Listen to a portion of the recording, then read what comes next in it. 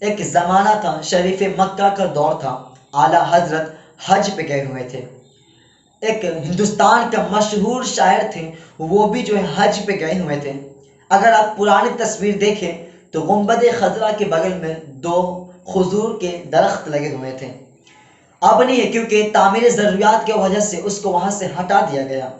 تو شاعر نے اپنے انداز میں تغیر باندھا، اس نے کہا کہ کب ہے درخت گنبد شہ والا کے سامنے، کب ہے درخت گنبد شہ والا کے سامنے، مجنو کھڑے ہیں خیمے لیلا کے سامنے۔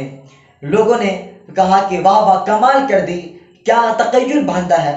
لوگوں نے جو اسے واہ واہی دینا شروع کیا۔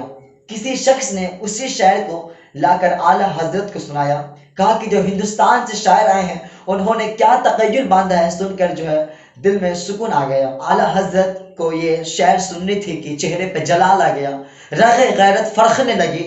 کہا کہ اس کو یہ ضرورت کہ میرے رسول کی روضے کو لیلا کے خیمے سے تشبیہ دی۔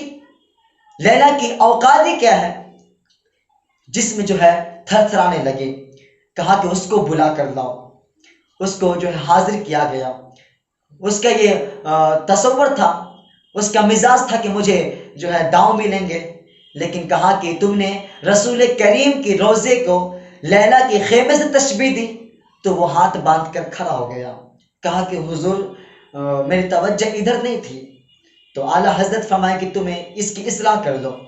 فرمایا کہ حضور آپ ہی کر دیجئے۔ اعلیٰ حضرت نے فرمایا کہ تمہارا مصرع اولا ٹھیک ہے، لیکن مصرع ثانی میں اصلاح ہوگی۔ اس نے کہا تھا کہ کب ہے درخت گنبد شہ والا کے سامنے، کب ہے درخت گنبد شہ والا کے سامنے، مجنو کھڑے ہیں خیمہ لیلا کے سامنے۔ تو اعلیٰ حضرت نے فرمایا کہ کب ہے درخت گنبد شہ والا کے سامنے، کب ہے درخت گنبد شہ والا کے سامنے، قدسی کھڑے ہیں عرش معلیٰ کے سامنے، قدسی کھڑے ہیں عرش۔ سخن و شاعری شہر یار اپنی جگہ، سخن و شاعری شہر یار اپنی جگہ، نعت کہنے کو احمد رضا چاہیے۔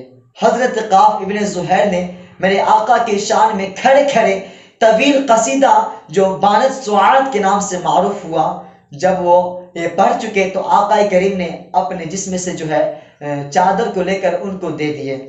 تو میں کہہ رہا ہوں کہ اگر آپ ثنا خواہ کو، نعت خواہ کو اپنے پاس بلائیں، محفل میں بلائیں، تو آپ ان کو جبہ دیں، امامہ شریف دیں، آپ ان کو جو ہے چادر وغیرہ نذرانہ کے طور پہ دیں۔ جیسا خدمت کرنا ہو آپ ویسا خدمت کریں، لیکن آپ نوٹوں کی تماشا نہ لگائیں۔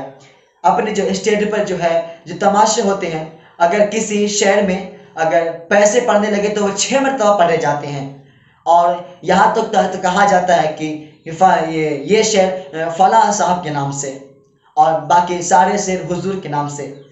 فلاں صاحب کے نام سے ایک بھی شعر نہیں ہے، سارے شعر میرے حضور کے نام سے ہیں، بلکہ نعت کے ہر ایک مصرع، ہر ایک حرف، ہر ایک نقطہ میرے حضور کے نام سے ہے۔ کیونکہ اس فلاں صاحب کے نام سے شعر کیوں کہا جاتا ہے؟ اس لیے کہ وہ نوٹ پھینکتے ہیں، نوٹوں کی بارش کرتے ہیں، برسات کرتے ہیں نوٹوں کے۔ اس فلاں صاحب کی اوقات کیا ہے کہ ان کے نام سے وہ شعر پڑھا جائے، بلکہ سارے شعر جو ہے میرے حضور کے نام سے ہیں، سارے شعر جو ہے میرے حضور کے نام سے پڑھا جائے۔ تو ایسا تماشا کرنے سے بند کریں۔ ہمارے جو اسٹیج پہ جو تماشا ہوتی ہے ایسا بہت غلط ہے، یہ سب تماشا سے آپ جو ہے نجات پائیں۔